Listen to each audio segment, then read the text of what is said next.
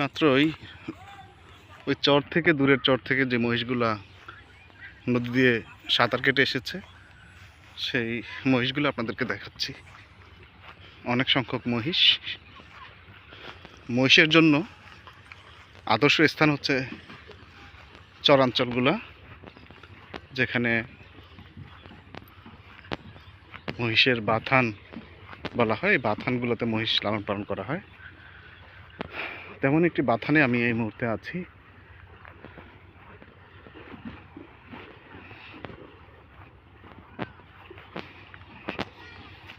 প্রিয় দর্শক, একটু কাছ থেকে আপনাদেরকে দেখানোর চেষ্টা করছি। যদিও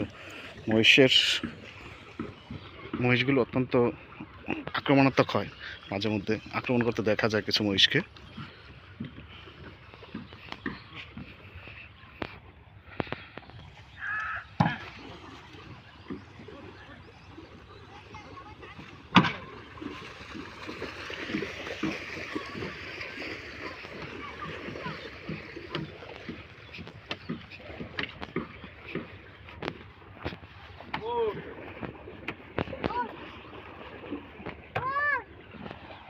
আসসালামু আলাইকুম। মহিষগুলোর মালিক আপনি না? আপনার? ও, আপনাদের তিনজনের। কতটা মহিষ? 40টার মতো না? দুধ কেমন দুধ দেয়? 4 কেজি 3 কেজি। বছরে বাচ্চা কেমন হয়? একটা করে প্রতি বছরে? গরুর মতোই?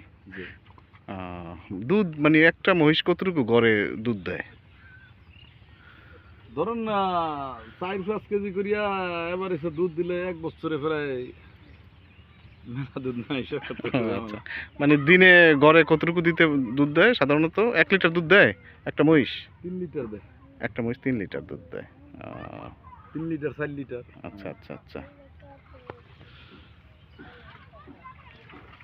প্রিয় দর্শক, এটা একটি মহিষের বাথান বা মহিষের খামার বলতে পারেন। এখানে প্রায় 40টার মতো মহিষ আছে। যে ভাই বললেন, প্রায় 3 জনের মতো মালিক ওনারা এই মহিষের। ওনারা দেখভাল করেন নিজেরাই।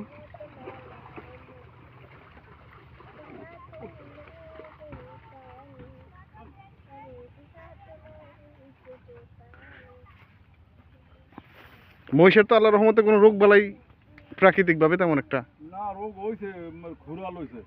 আচ্ছা, প্রায় বসতি খুরা লইছে, সব ইনজেকশন লাগবে, ওষুধ লাগবে। খুরা রোগটা একটু সমস্যা না?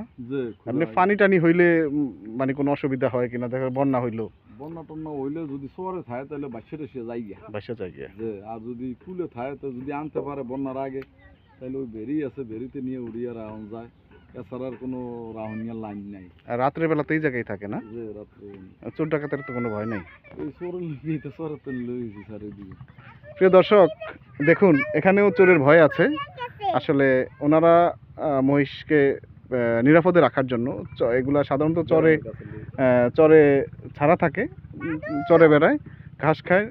কিন্তু এগুলা যাতে চোর ধরে না নিয়ে যেতে পারে, এজন্য তারা তাদের বাসস্থানের কাছাকাছি এনে রেখেছেন। চোরের ভয়টা এখানেও আছে।